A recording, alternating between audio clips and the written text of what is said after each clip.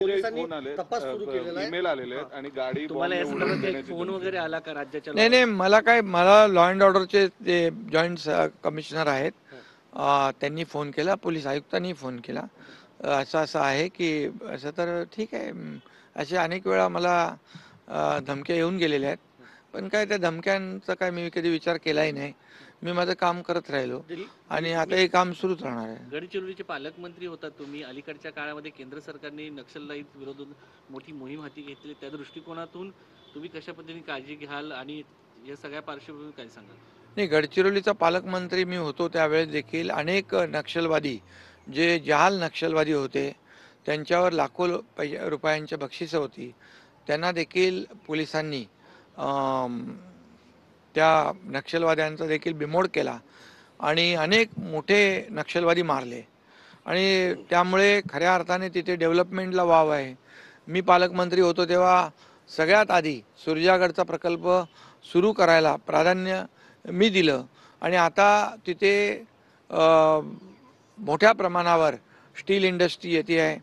मुख्यमंत्री देखील स्वतः लक्ष घालत आहेत. अनेक आता MOUs झालेले आहेत आणि त्यामुळे गडचिरोली आता नक्षलमुक्त जिल्हा होईल आणि एक विकासाच्या मुख्य प्रवाहामध्ये गडचिरोली जिल्हा येईल.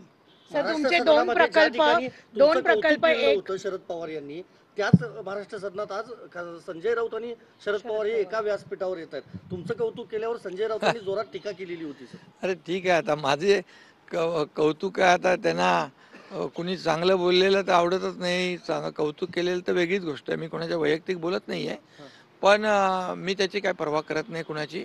मी माझं काम करतो. मी आरोपाला आरोपाने उत्तर देत नाही, टीकेला टीकेने उत्तर देत नाही. पुरस्काराची संस्थेची त्या चौकशी करा असं म्हणतायत खासदार राऊत. आता खरं म्हणजे त्यावेळेस बघितलं आपण तर मला एका मराठी माणसाने पुरस्कार दिला, म्हणजे पवार साहेबांनी दिला. आणि त्यावेळेस आपले जे महापराक्रमी महादजी शिंदे यांचे थेट वंशज केंद्रीय मंत्री ज्योतिरादित्य शिंदे होते.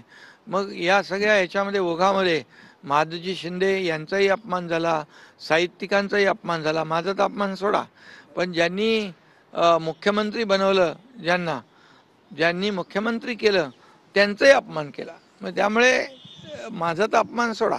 सर, तुमच्या काळातले दोन प्रकल्प होते.